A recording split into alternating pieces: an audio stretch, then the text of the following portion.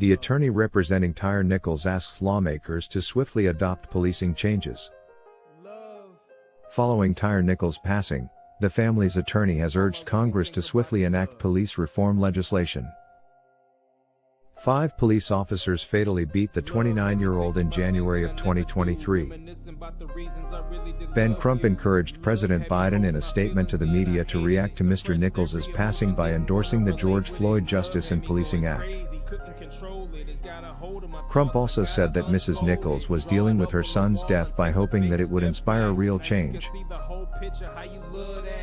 After George Floyd was killed by a white police officer who had been knelt on his neck for more than 9 minutes, the George Floyd Justice and Policing Act was introduced in 2021. His death caused demonstrations around the world. The proposed legislation would prohibit police from using chokeholds and make it simpler to file charges against abusive cops. The law was enacted by the House of Representatives in March 2021 while it was still under Democratic Party control, but it was later stalled in the Senate by opposition. If we don't utilize his terrible passing to ultimately enact the George Floyd Justice and Policing Act, Mr. Crump told CNN, shame on us. According to the attorney, fatalities at the hands of police would continue if the legislation did not alter. Derek Johnson, the head of the NAACP civil rights organization, also urged lawmakers to act. In a statement, Mr. Johnson added, by neglecting to create a piece of law, you're writing another obituary. We can list every victim of police abuse, but we can't list a single law you've passed to deal with it, they said.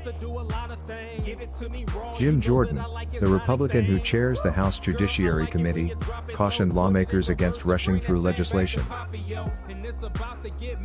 These 5 people had no regard for human life.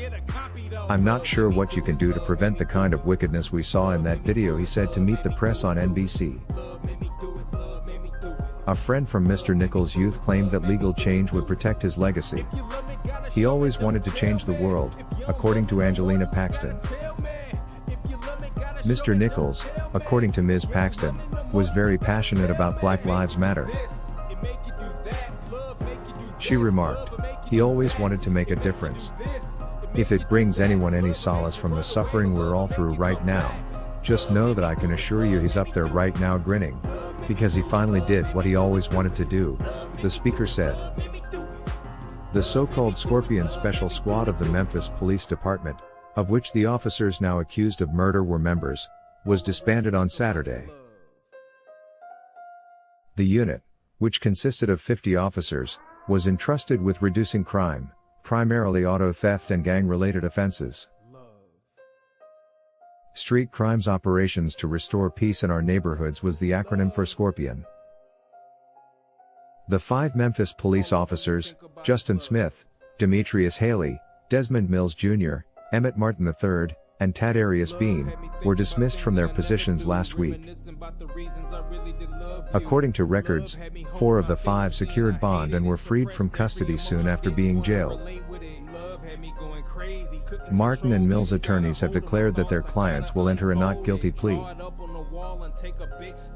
The Scorpion unit was established to be more responsive and more proactive to gun crime in the city, according to Memphis Police Chief C.J. Davis. She did, however, admit that the officers responsible for Tyre Nichols' violent beating decided to go off the rails. She explained, we are evaluating each unit separately. This action is required. We want to be very open and honest with the neighborhood.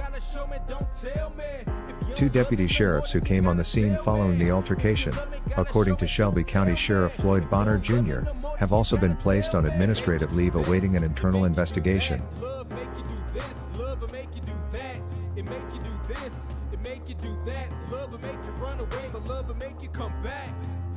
me do it, love made me do it. Love made me